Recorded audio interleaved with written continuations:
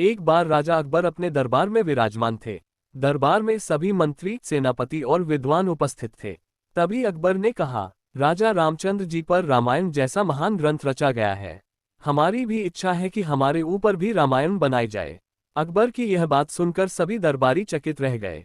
कुछ क्षणों तक सन्नाटा छा गया। फिर सभी ने एक स्वर में कहा, जहांपनाह, आपके ऊपर रामायण नहीं बन सकती।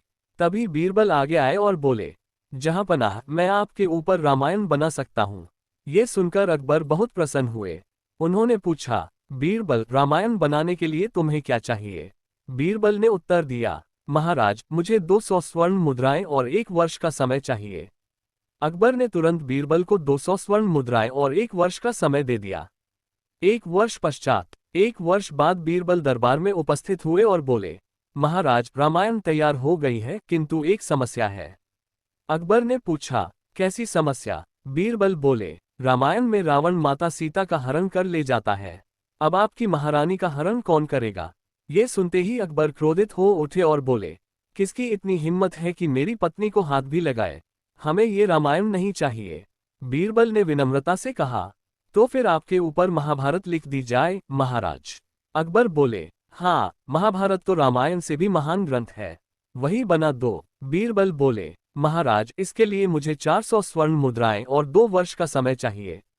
अकबर ने बीरबल को 400 स्वर्ण मुद्राएं और 2 वर्ष का समय प्रदान कर दिया।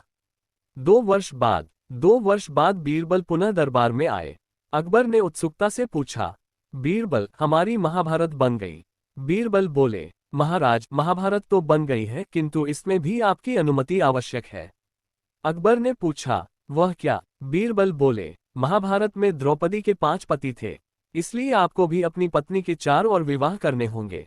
ये सुनकर अकबर अत्यंत क्रोधित हो गए और बोले, बस, अब हमें न रामायण चाहिए न महाभारत। तभी बीरबल ने हंसते हुए कहा, तो फिर आपके ऊपर वेद ही लिख दिए जाएं, महाराज। ये सुनते ही पूरा दरबार ठहाकों से गूंज उठा।